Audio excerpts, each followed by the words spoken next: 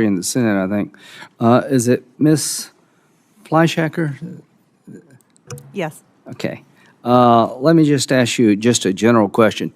How long were you the chief of staff for ICE in the Biden administration? A year. Excuse me? 1 year. Looking at those 4 years, would you say they were successful in terms of border security? Well, at ICE, I was responsible for interior enforcement. I wasn't responsible for border security. I would say that the people I know worked as your hard as work they could product, every day. I mean, the caseload, how would you rate border security during your time? I would say border security is very important, and I know. I mean, how do you think the Biden administration did in securing our border? I think that there were a lot of people who came during the Biden administration. Like 11 million. I would say that's not very secure. Mr. Veliz? Yeah, thank you, sir. Believe, sir, yeah. Yeah, how would you rate the border security initiatives of President Biden, successful or not? Senator, I'm here to testify based on my 30 years of experience as a police officer in building trust and creating safer communities. I'm not an expert in providing you with an assessment of the Biden administration. Well, I mean, just generally speaking, 11 million encounters is a lot, right? It seems like a large number, Senator, yes. Yeah, okay. So the goal is to fix that. Mr. Arthur, Yes, Senator. how did we go from the worst border to the most secure border in like 30 seconds? It's all a matter of will. The laws were already in place at the time that President Biden took office.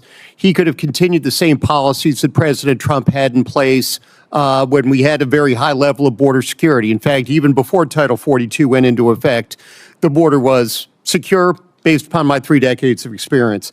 But the reason that the border became insecure is because those policies were reversed and the detention mandates that this Congress has put into place were ignored.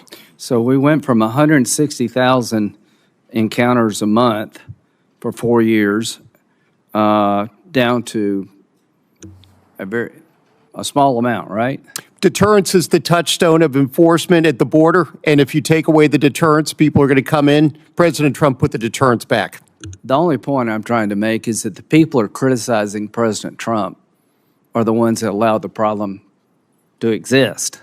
You'd be the last group of people I would ask advice from about how to keep this thing going in the right direction. So I want the American people to know that President Trump in 6 months has gotten the border under control after 4 years of absolute chaos. So my belief is that as we move forward, we need to make sure that we do so, not to go backward in securing the border. In terms of enforcement, Mr. Arthur, is it important that people get the message that if you come here illegally, you will be kicked out? Absolutely. Unless there is enforcement, people will be more likely to cross the border illegally. People will be more likely to remain in the United States illegally. Barbara Jordan said credibility in immigration enforcement is simple. Those who get to come in, come in. Those who should leave, leave. And those who are here unlawfully should be forced to stay or forced to leave. So clearly some mistakes have been made. I definitely want to fix them, people that shouldn't have been, caught up into the system. We need to get that right. But the consequence of backing off on interior enforcement and deportation, do you think it would send the wrong signal and undercut our efforts? Absolutely. The immigration laws are impossible to enforce in any stage, consular, border, interior, if they're not enforced. Let's just assume for a moment, which I do, that most of the people coming here illegally are not coming to commit crimes, but a lot of them do. Senator Cornyn spread a light on this. There are a lot of people dead because of bad immigration policy. Laken Riley, the man who killed Laken Riley, was released because of no detention space, went to Georgia and eventually killed this young lady. So my point is, whatever we do, we don't want to go backward, we want to go forward. And if we change our enforcement policies in the way being proposed, I think we'll lose our gains, and I don't want to do that. Thank you, Senator Cornyn, for having this hearing. Thank you, Senator Graham. Senator Klobuchar. Senator Lindsey Graham of South Carolina asked former ICE Chief Deborah Fleischaker about her perspective on border security during the Biden administration. Fleischaker clarified that her role at ICE was focused on interior enforcement, not border security, although she acknowledged that the people she worked with were dedicated to their tasks, despite the challenges they faced. When asked to rate the success of the Biden administration's border security, Fleischaker pointed to the figure of 11 million encounters, which he suggested indicated a lack of secure borders under the current administration. Later in the conversation, a former law enforcement officer with 3 decades of experience, Mr. Valles, was asked to comment on the situation.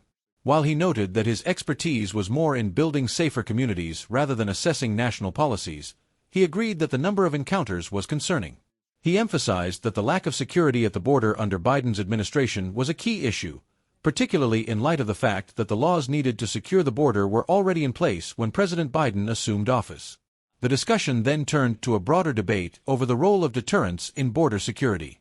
Mr. Arthur, a former official, highlighted that the change in border security could be traced to the reversal of Trump-era policies. According to him, the border was relatively secure before Title 42 went into effect, largely due to President Trump's policies, which were focused on deterrence. However, after those policies were reversed, illegal crossings became more common, signaling a lack of deterrence. Mr. Arthur also stressed that enforcement was key to managing immigration effectively. He referenced the words of Barbara Jordan, who argued that immigration enforcement should be credible and consistent. Those who were allowed entry should remain, while those who should leave should be forced to do so. He made the case that not enforcing the laws in place could send the wrong message and undermine the progress made in securing the border. Senator Graham agreed, emphasizing the importance of avoiding any backslide in border security efforts.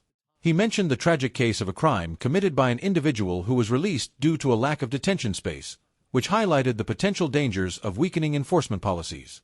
Graham concluded by stating that the committee's focus should be on continuing the efforts to secure the border and ensure that progress made under previous policies is not lost. In sum, the exchange highlighted a deep concern among lawmakers about the current state of border security and the potential consequences of changing enforcement policies. The need for consistent deterrence and enforcement was a central theme, as officials stressed the importance of upholding immigration laws to prevent further challenges at the border.